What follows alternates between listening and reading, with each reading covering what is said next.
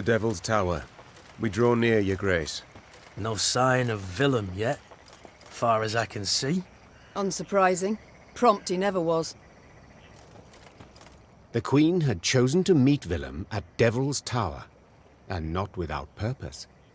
The structure stood on an isle, so no foe could approach without first exposing themselves on a narrow bridge. The isle had little vegetation midst which to conceal a large force. A small unit could evade detection. Altogether, not much to fear. No escorts were your terms. Began Gascon, with a hint of mischief. But better safe than sorry, I always say. What are you suggesting? Yours truly and 4 chaps behind the walls. Give a signal, any signal, and we'll leap to your side. Meve struggled with her conscience. There was no honor in Gascon's plan, but prudence, certainly. In the end, she nodded in agreement, though not without compunction. Willem arrived soon after, the heavily armored cavalry he had in tow clearly there to boost his courage. He left them at the foot of the bridge and rode across alone. A stiff wind from the river nearly made off with his ermine fur cloak. Willem and the mother who'd borne him stood face to face. They gazed into each other's eyes, waiting to see who would look away first. When neither did, Meve broke the silence. Time flies, and I've a kingdom to liberate. No need to drag this out. What's this about? Tell me. I thought my messenger already did. Oh, he did. And how? Willem I wishes to arrange a truce. Only, Willem I is in no position to parley on an equal footing. Willem I can, at most, offer his unconditional surrender, because Willem I's losing this war. Yes, Mother, I am.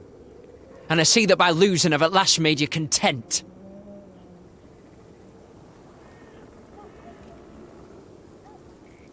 Don't play the victim. What next? Will you say you turned cloak because Mummy showed no warmth, displayed no feelings? 'Twould be unfair, any such judgment. You did show feelings, chiefly enmity, contempt. But that's not why I betrayed you. No, I simply disagreed with your choices, assessments. I had every right to do what I considered just and good. And I had every right to voice my view, which you ever ignored.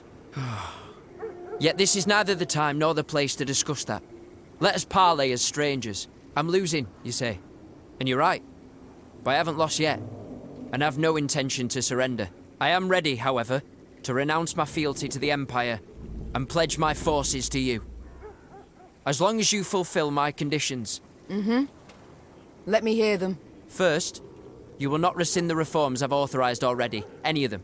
Second, you will guarantee both my safety and that of my advisors. Third, I shall remain your heir, and next in line for the throne.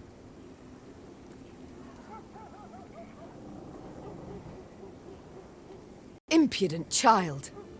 Insolent beyond all measure. Well, I had to try. Goodbye, Mother. And may you... Hold. I didn't say I reject them. It's come my turn to listen. You're impertinent, Willem. As you should be. Any future king must be certain of himself and his judgments. Rely on none but himself. Thank you. I never suspected... I'm not done. Time now you heard my conditions. You shall remove crown and royal cloak. You shall labour from dawn till dusk. And you shall fight at the fore in every battle. Is that clear? Yes. Yes, Your Majesty. It's settled then. Now the road beckons. Willem bowed, turned, and walked away. Meve followed, still angry, though she could not stifle a smile.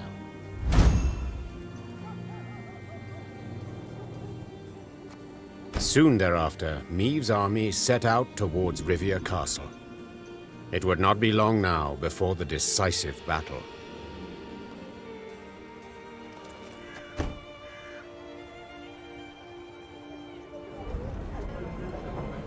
How do you fare, my son? My advisors, have you met them? I certainly tried, but they've no wish to speak with me. Begin to mumble when I draw near.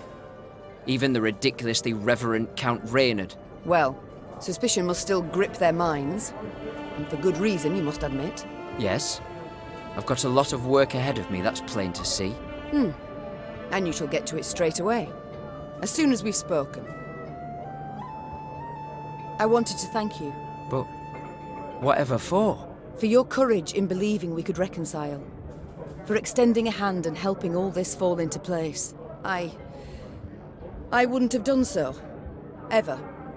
I would have fought it to the bitter end. Mother, I understand. If we hadn't, well, what might have happened? I don't even want to think about it. Then don't, please. Let's just leave this all behind us. It's the past. General at Dahi. You must tell me more about him. I think it wise to know one's foes. Actually, Mother, he reminds me of you, in many ways. Truly? You're serious? Mm-hmm. He's proud, confident, and positively loathes compromise. I'll take that as a compliment. But do we differ in any way? I mean, besides the beard. Contempt. He behaves as though he sees in us a different, lower race, the way some elves do. All the north he treats as a wilderness to be tamed, to be broken. I saw this in Edirne. I know what you speak of. But I won't allow him to do anything of the sort. Mother, I know Nilfgaard has not defeated you in battle. I know you've gone from one victory to the next, but I beg you, don't underestimate him. He's prepared to do anything, literally, to win. Your reforms? Tell me about them. You insist that I not repeal them. They must be a source of pride. Mother, why must you mock me? If you wish, I shall tell you of my decrees, gladly so. Yet not to hear you scoff them and ridicule me.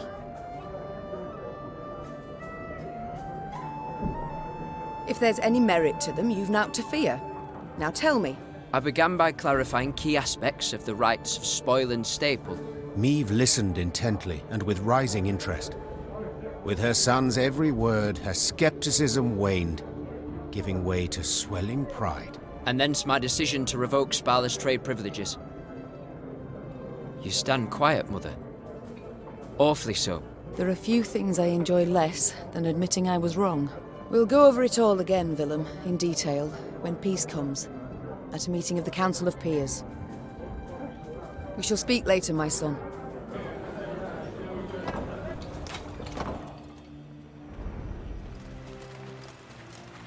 Your Grace, Said Reynard, saluting and clicking his heels. peasants from the Scala region have arrived at camp. Supplicants, wishing to deliver a plea to your person. Maeve sighed. Supplicants, trials, audiences. All aspects of queendom she did not miss.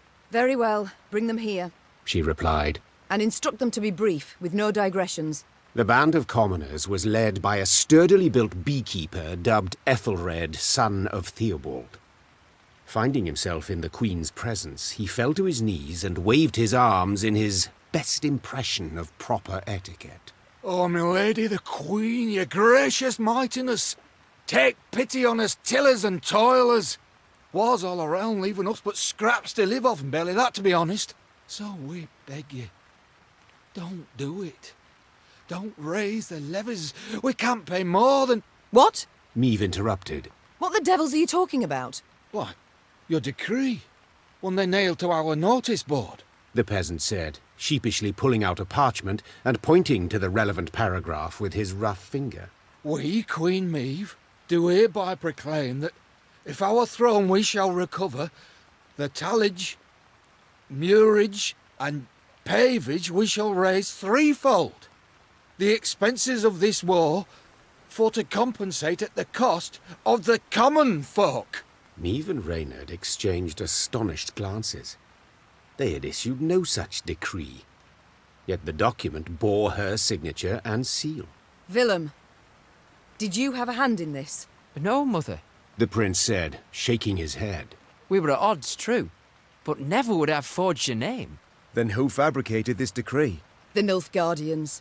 The queen replied without hesitation. They have access to my seal, to my scribes. They wish to spread fear, uncertainty, and doubt, turn my folk against me. And they are liars without any honor. The queen tore the falsified document to shreds. Knowing this would solve nothing, she had to find the printers churning out these fakeries and end their run.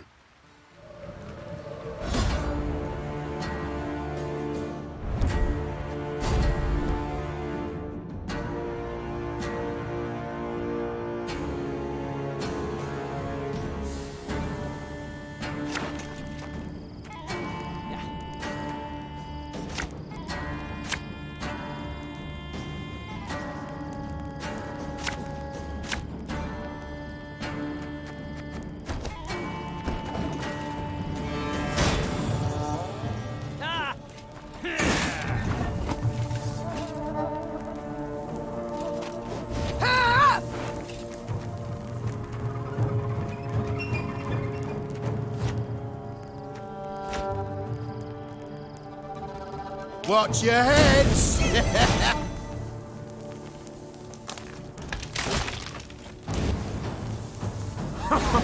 guy, up there!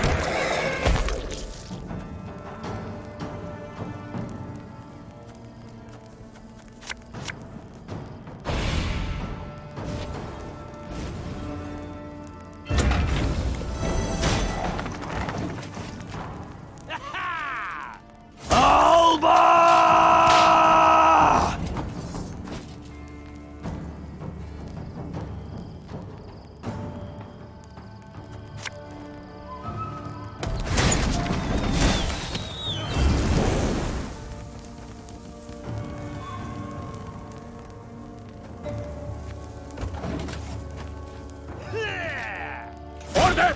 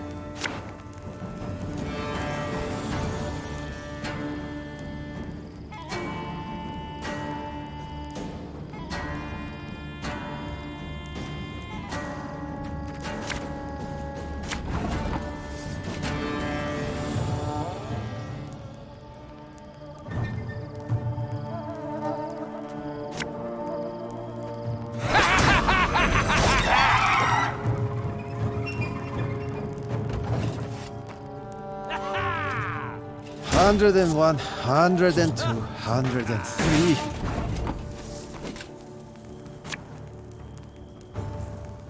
A king faces difficult choices. 152, 154.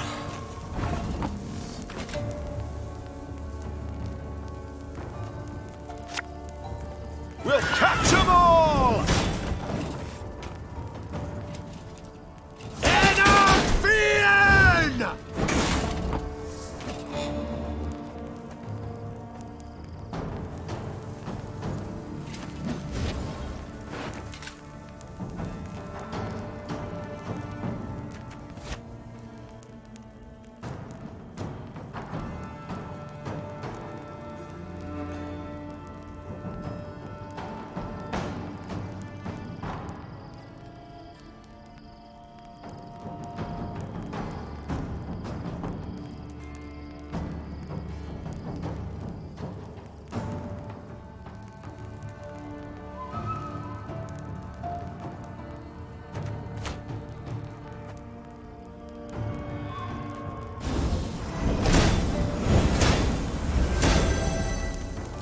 Make love, not war.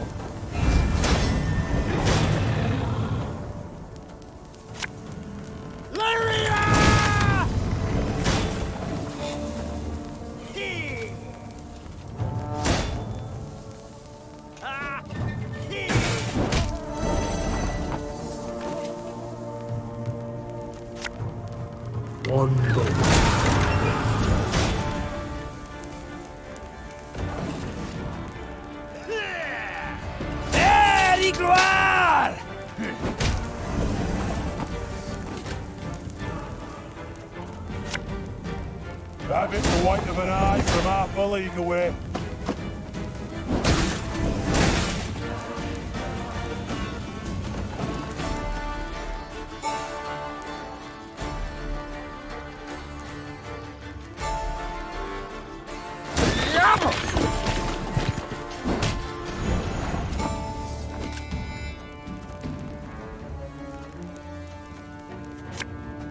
Sod it all.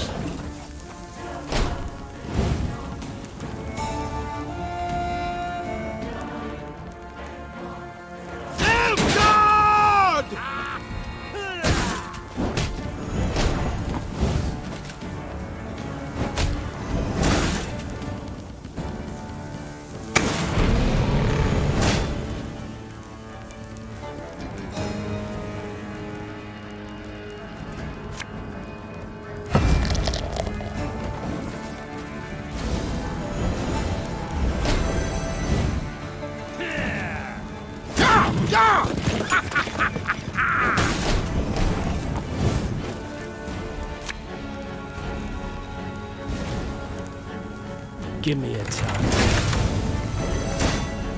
Our ballista at your command.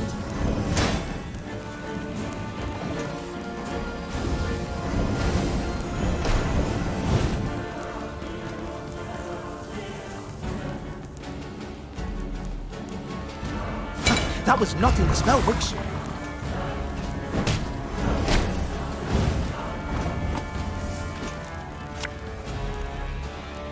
Shh, cork it.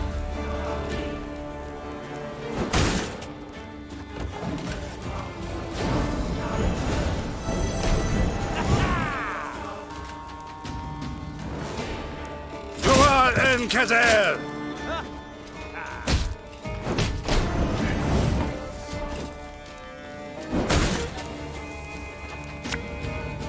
Looking to dance, mate?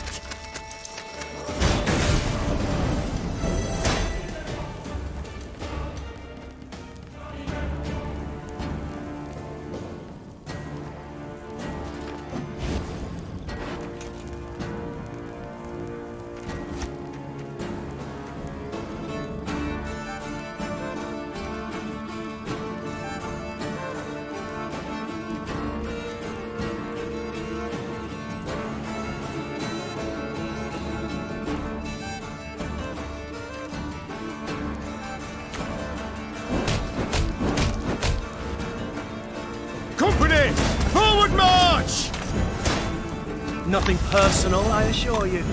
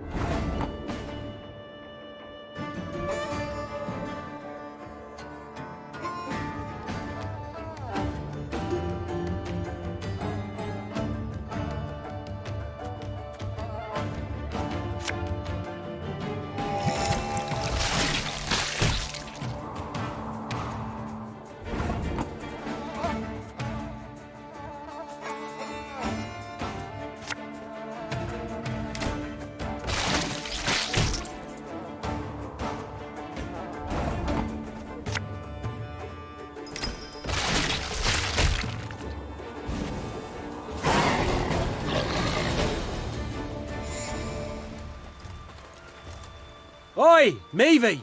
cried Gascon, as usual paying no heed to courtly etiquette. Come here a minute. Would it hurt so terribly to occasionally address me by Your Grace or Your Majesty? Didn't want to be petty, but since you bring it up, you've never once addressed me as the Duke of Dogs.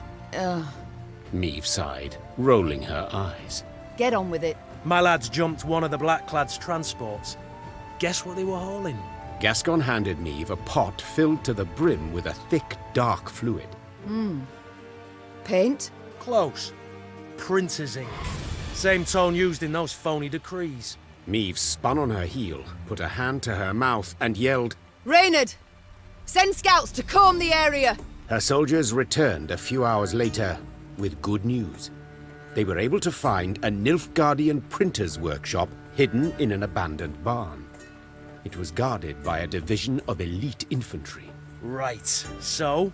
Gascon thumbed the edge of his blade. Shall we stop the presses? Time for the Nilfgaardians to publish a retraction. Spoke the Queen as she drew her sword. Signed with their own blood. Follow me! The Lyrians did not need to be told twice. Their queen's honor, her good name, that was a cause well worth fighting for.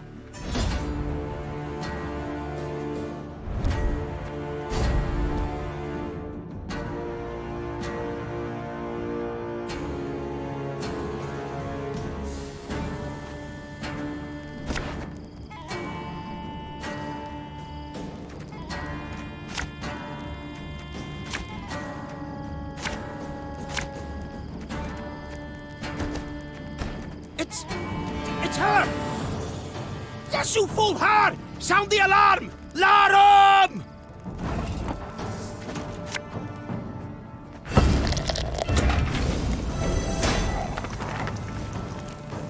It's not too late to walk away. Sorry, turnips back for an encore.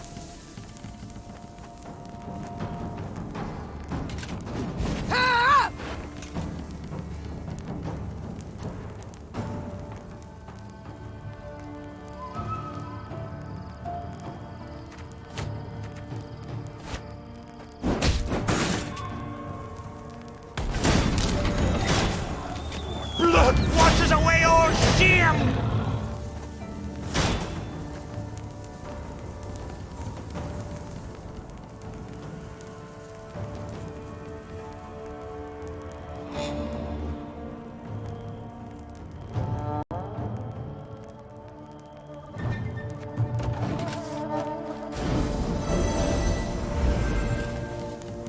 Order!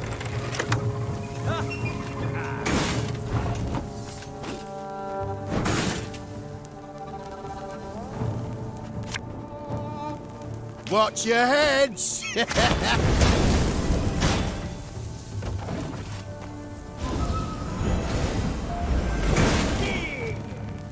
Discipline. That is what you folk lack.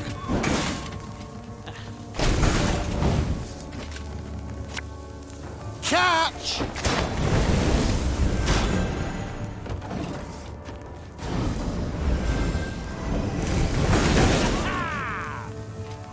Life is mine now.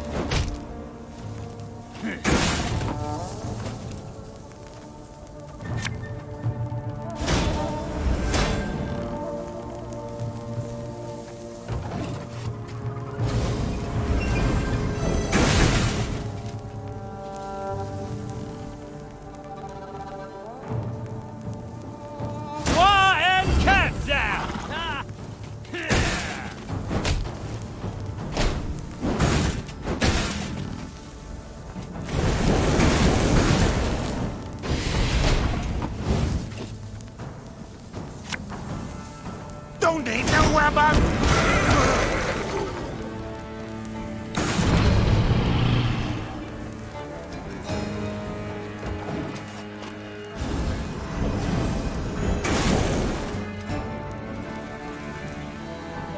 Off to the front yet again.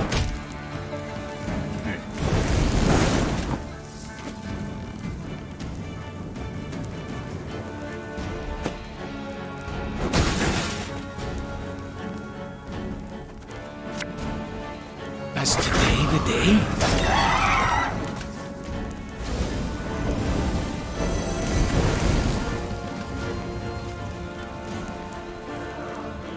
Quiet! Or the commissar will hear.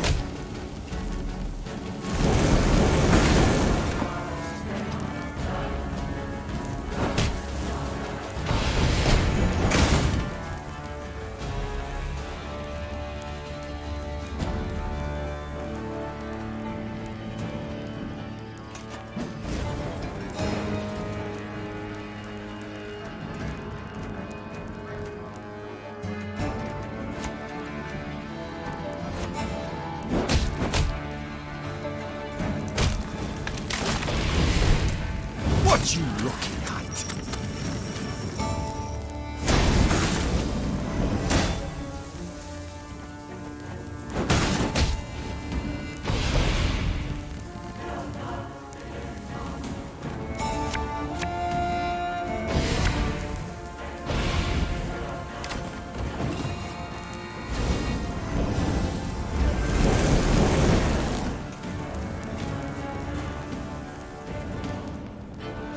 cat's out!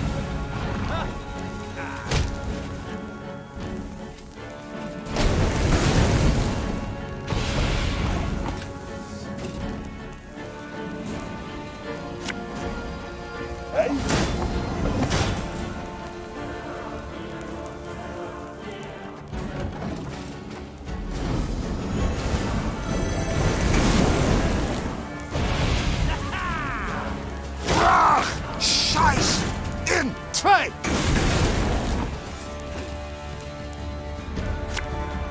Come here, let's dance!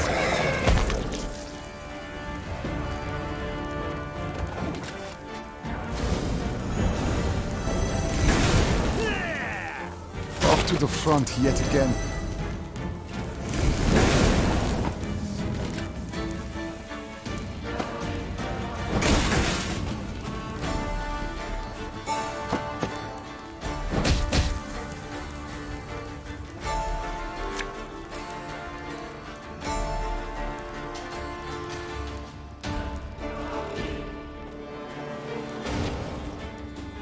I'll relieve you of that pouch.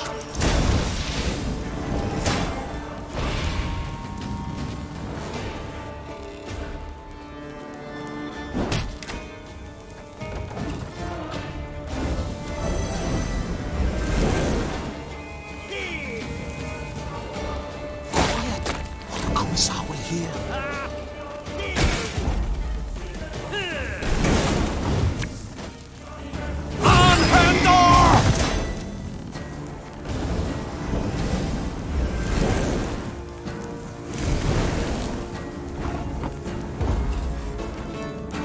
They weren't expecting us.